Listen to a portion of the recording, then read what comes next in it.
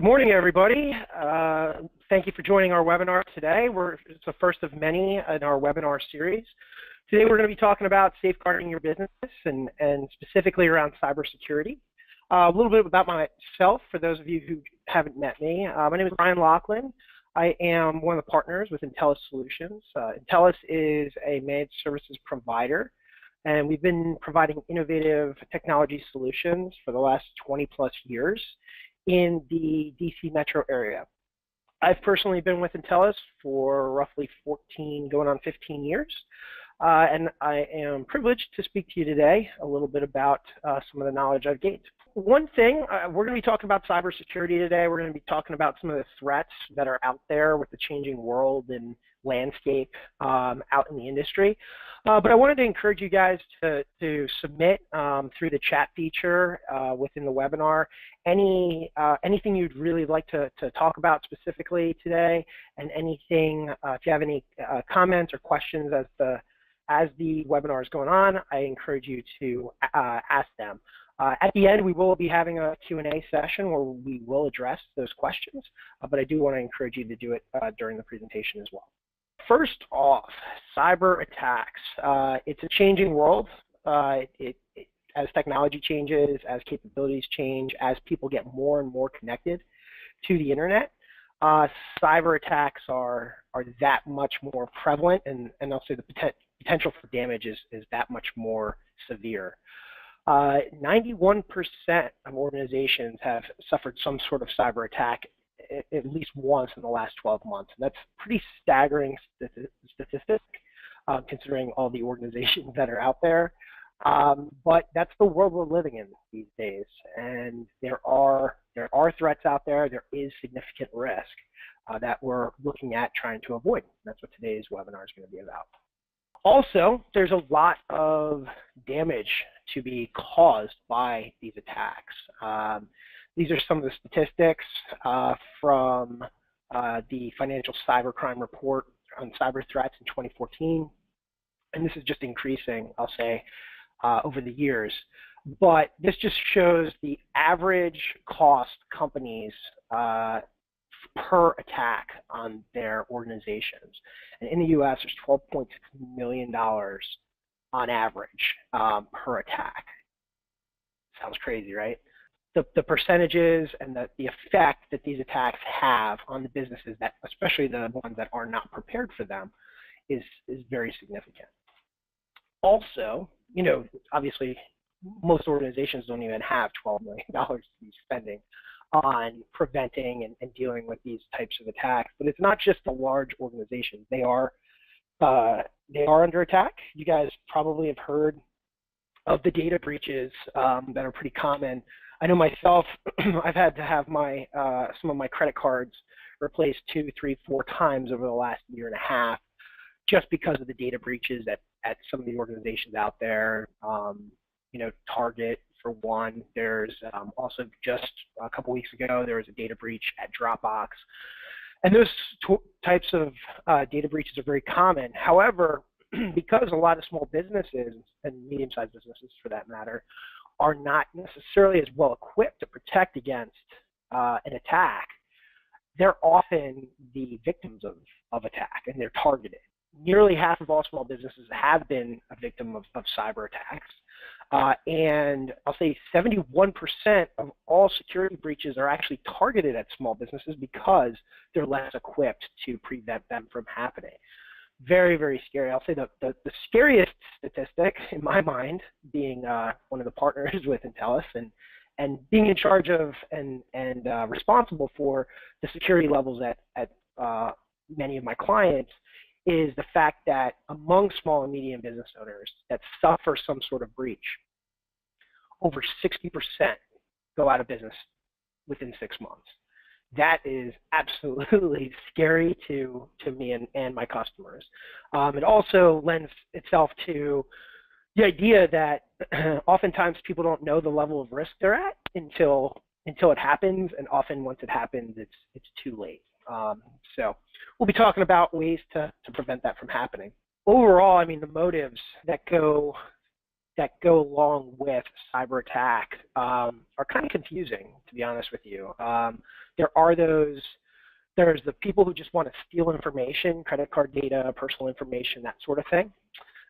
There are people who want to just sabotage organizations for whatever reason. It could be competitive. It could be just wanting to, kind of burn the world kind of scenario. And then there's always the stealing money situation where there's tons of viruses out there that just want to be able to transfer money through banking programs and get financial information to be used against organizations. There's also the damaging of companies' reputation that are out there.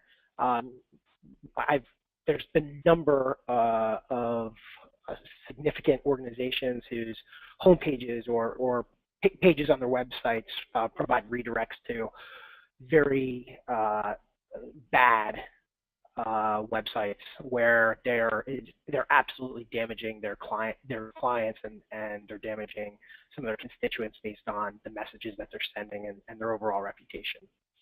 And there's the potential for some significant loss financially from some of these attacks. So definitely not good people behind these attacks, but something that we're going to be working on preventing. So out there, I'm sure everyone's heard of some sort of phishing. This isn't the phishing where you're casting a lure into the water and trying to catch a bass.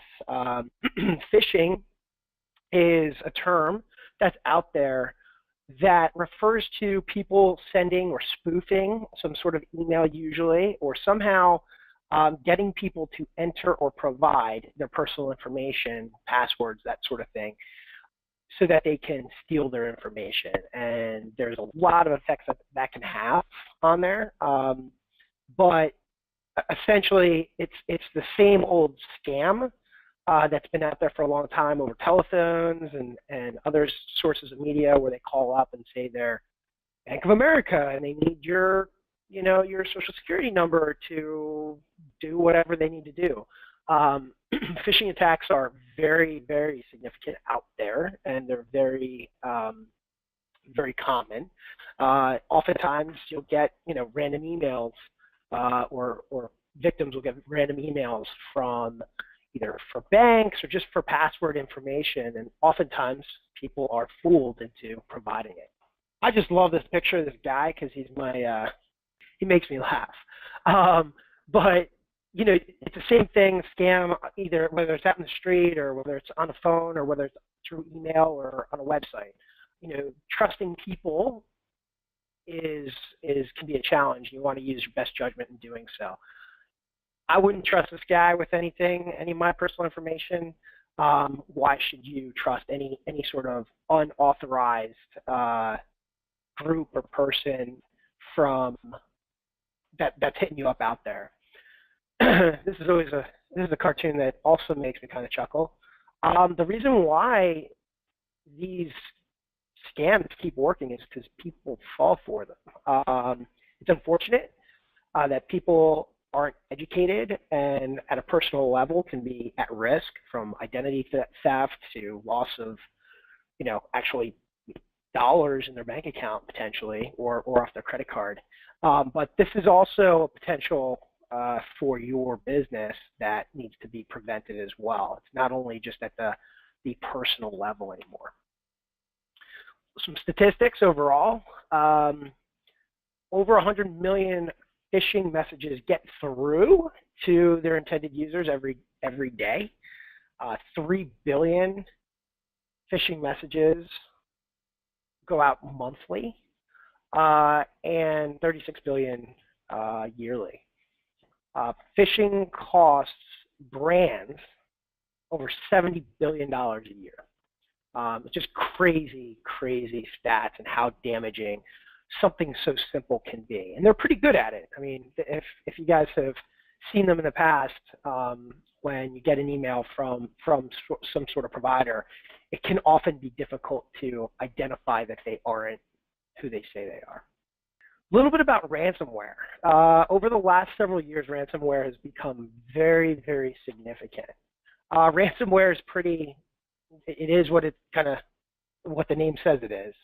Essentially, ransomware is some sort of program that is able to get into your systems or on your personal computer, and it will then execute a script that encrypts your files.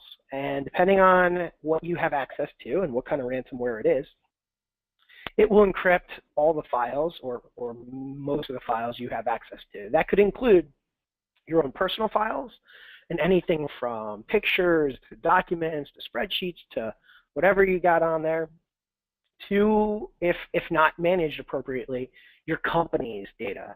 So if you have specific rights to your company's network drive, for example, and you have been infected with some sort of ransomware, the company's data is at risk.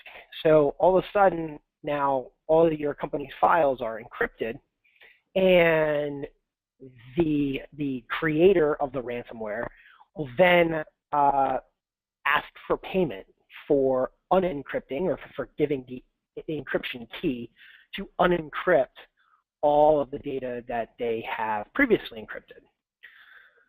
The creators of the software are often not necessarily legitimate, and so the payment is kind of interesting in how they request it. To give you a little bit of a background of ransomware, a lot of this came from, I'll say that the original creator was this. There was a Trojan horse virus back in 2005 that kind of tried to collect money for this type of infection. But where things really kind of blew up was the invention of Bitcoin.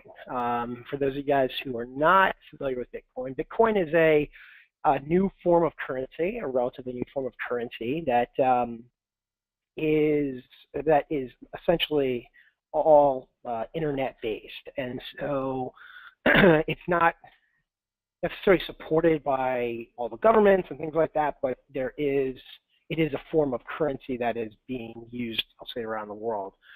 The invention of that Bitcoin allowed organizations who weren't necessarily legitimate to be able to hold other companies' files and issue this type of ransomware. And so when the prices and everything increased in 2013 of Bitcoin, and it was, I'll say, more legitimately accepted, out came CryptoLocker. CryptoLocker, there's been many forms of it since 2013, but that was kind of the big push from a ransomware perspective. CryptoLocker is the most common form of ransomware, and it's been pretty effective in terms of really hurting a lot of businesses and I'll say gaining a lot of payment during over the last 3 years. It's affected countries and companies all over the world, but it's definitely been targeted mostly in the U.S. Most of these attacks are because it's the most, I'll say the richest crop in terms of the effectiveness of some of these viruses. Just from a background, the actual authors of the CryptoLocker virus are very well paid, and this is just as a breakdown and as a illustration of how much, based on the pay of other industries, what an actual CryptoLocker author gets based on holding companies' networks essentially for ransom. So off of CryptoLocker and ransomware, talk a little bit about botnet attacks. Botnet attacks are another form of cyber attacks, and they use a different sort of method to attack their users. What botnets are able to do is, in the hacking community, they essentially have an application that they're able to spread to other computers, servers, as many people as they possibly can. And that application is built to, and can be in many different forms, is meant to accomplish some sort of attack. Those attacks can be spam related, meaning they could just send a lot of emails. They could be also infecting other companies or other users with some sort of malware or some sort of virus, or they can attack actual websites or servers with what's called a denial of service attack. And what that is essentially when a website is being hosted at some level, it's somewhere on a server, and that server is capable of a certain level of performance. Denial of service is when so many computers or servers or users or whatever are hitting that website at the same time that server is not able to perform to meet that need, and then thus either hangs or crashes or whatever. And at that point, the website's no longer up. Denial of service attacks are also a common form of a botnet attack. Botnet specifically, to expand on what kind of the capabilities and how it overall works, is you have some sort of hacker who is working on this virus.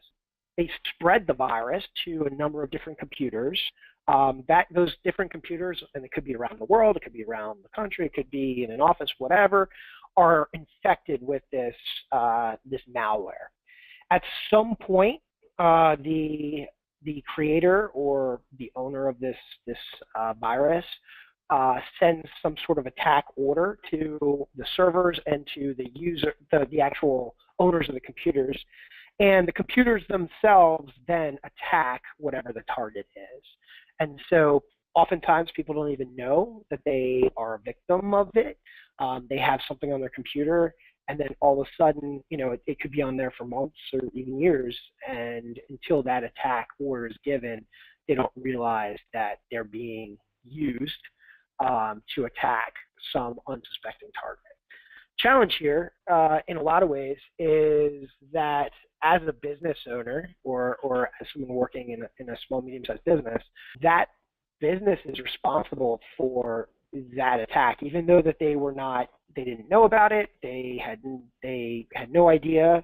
If their computers or servers are used in such an attack, they are liable for the damage that it causes. And so oftentimes in these scenarios, when they trace back where the damage is, it's to an unsuspecting, unknowing organization that had nothing to do with the attack, yet their systems, their computers, their people were used to perform such an attack, and ends up being obviously very, very significant ramifications for those types of scenarios.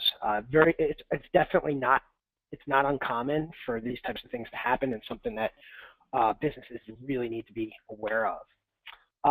You can kind of see how this format shows how a botnet attack would work.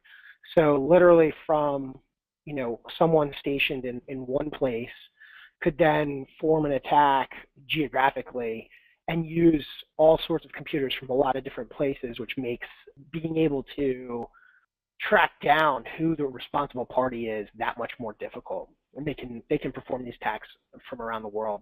This is one of the great sites. If you have an opportunity to, and you can look this up, I believe it's ipviking.com. This is a screenshot from a website from Norse that literally tracks all the attacks that are happening at any given time on any given day. And you can literally see where the attacks are coming from and where the attacks are targeted on. Oftentimes, the target, I think the most common target that's been there is the US. And oftentimes those targets are coming from China or Europe most commonly. So depending on the day, depending on the time, you can actually watch in real time. And for those you guys who've ever seen the Matthew Broderick movie back in the 80s called War Games, it looks like it's World War III happening.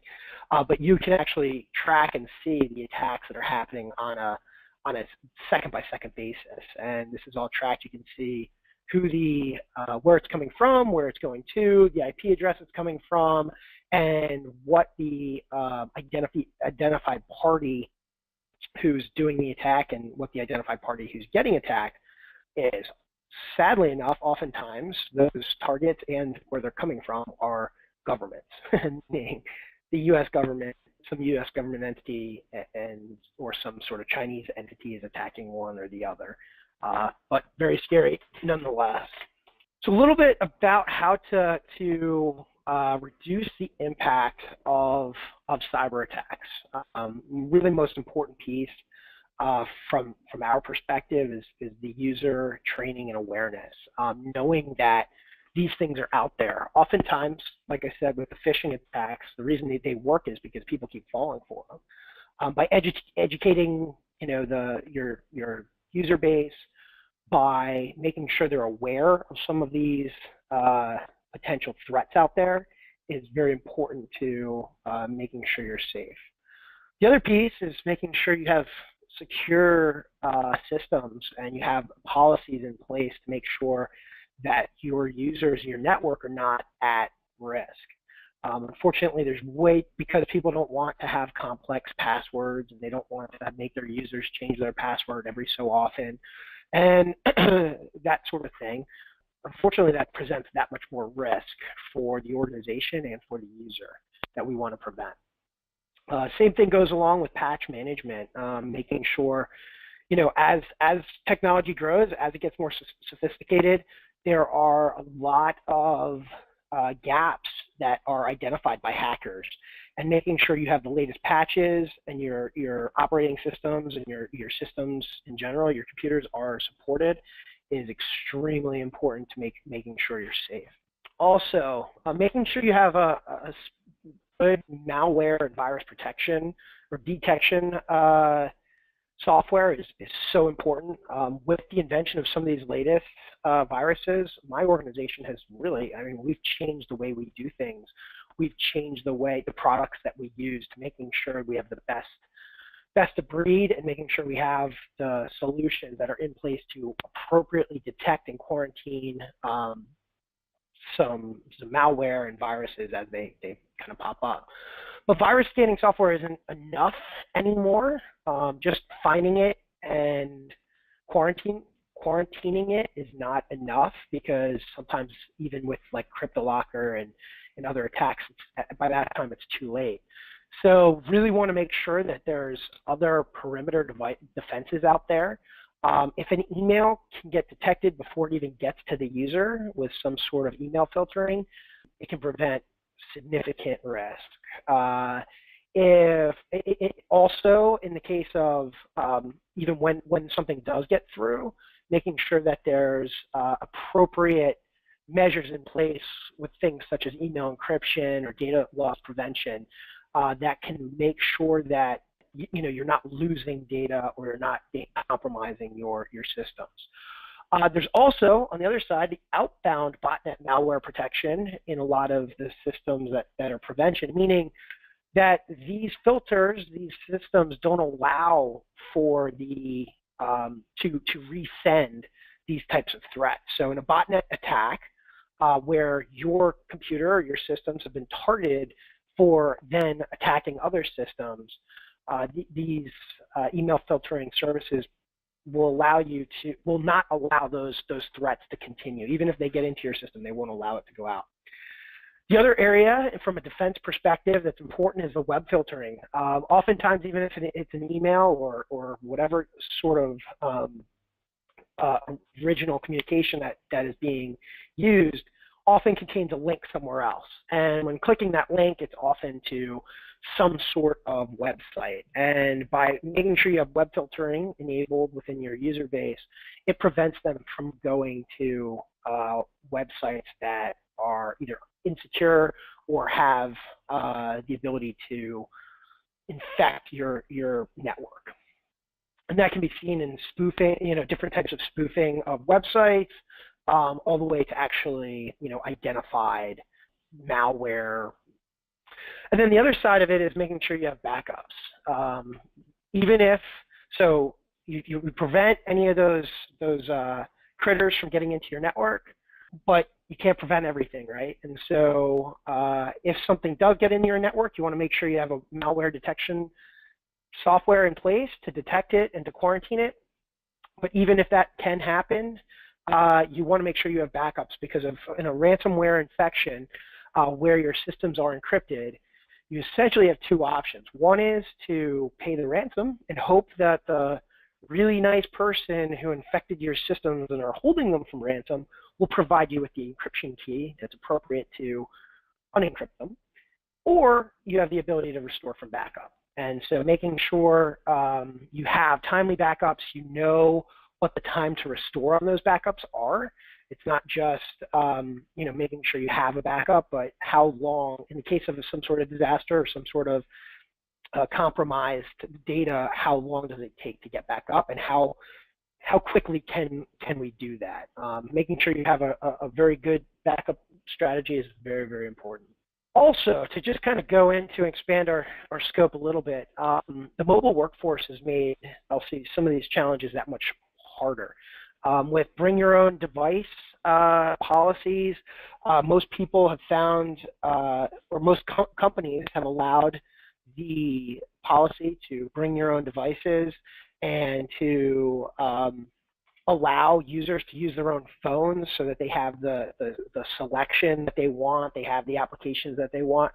That brings another dynamic into the workforce, all right? You want your users to have the balance and have the freedom to use their own devices, but at the same time, you need to protect your data. You need to protect the company's data, because in the instance of a user losing that device or being attacked by some sort of virus or being attacked with some sort of personal attack, your data is up for grabs. There's a lot of really, really good things about BYOD.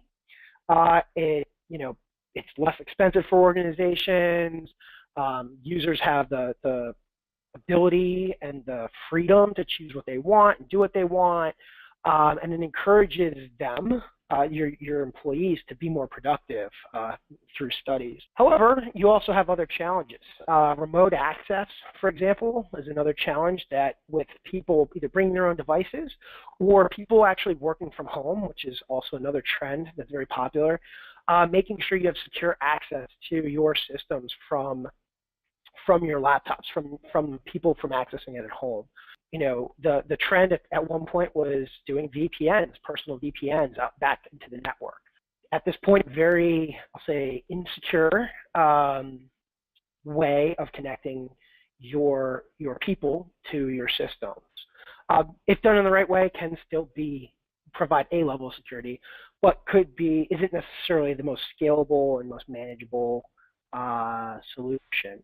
So evaluating your remote access policies and how you'd like to manage and monitor those employees with that remote access, you want to make sure that your company's data is always safe.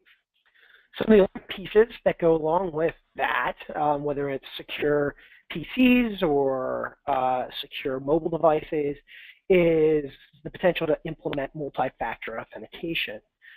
Essentially what multi-factor authentication is, not only do you have your password, but you're also combining other ways of authenticating the user. And that can be through a mobile device, that can be through different questions, that can be through a fingerprint scan or a retina scan when you want to really get into it. But the ability to actually implement these types of security measures are now out there.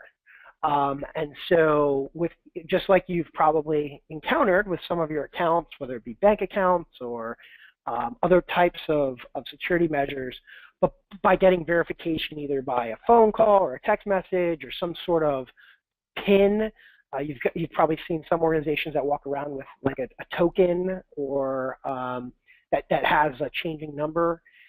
All these types of authentication methods really make your network and make your users that much more secure. Something we definitely recommend. So some of the other things that are just that much more important. The mobile workforce will be over 1.3 billion people this year. That is absolutely crazy. The fact that all of those people have a mobile device, that makes them that much of a target. But it's unbelievable to me how many people do not have any measures on their cell phone or on their mobile device put in place. You can probably, if you look around, you'll see how many people don't even have like a 4-digit passcode to unlock their phone.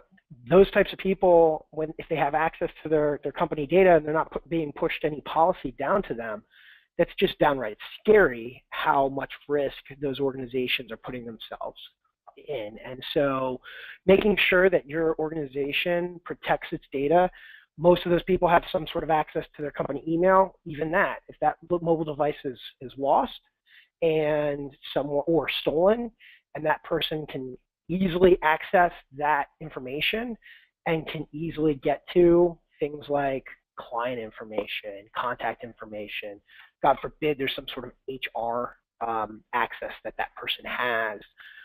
Not only are there significant impacts to immediate impacts, but there's also potential liability around from a legal perspective for that organization. And so preventing that from happening is that much more important. So enforcing some sort of encryption on the device is very important. Even if they do have a passcode, with the appropriate tools, a person can be able to extract a hard drive out of a cell phone and get the information anyway, unless it's encrypted. And so making sure you're enforcing some security on the cell phones that people are bringing in from a bring your own device situation, and making sure encryption is there, making sure there's some sort of lockout policy where users are, the phone can be wiped, and making sure that there's some sort of multi-factor authentication on the devices is very, very, very important to really secure your data. And then last is making sure that if in some way there is a mobile device that is compromised, the ability to wipe the data from that mobile device is extremely important. So in summary, Moore's Law, for those who are familiar, is that technology just keeps basically doubling its capabilities roughly every 18 months. And as technology is great, it's changing, it's improving, there's so many more capabilities, everything's so much more connected to the internet, there's that much more risk associated with it. The use of the mobile applications, the use of different SaaS offerings and all sorts of different social media enter in more venues and more mediums for people to do damage to other people. And so making sure that we're protecting ourselves and making sure you're protecting your organizations is that much more important. Balancing the new challenge is balancing the freedom you want to provide your employees, but also manage the security risks that come along with it. And that's pretty much all I have today. I appreciate everybody joining us. So if you have any feedback or have any topics also that you would like to see or hear about in the next several months, we'd love to hear your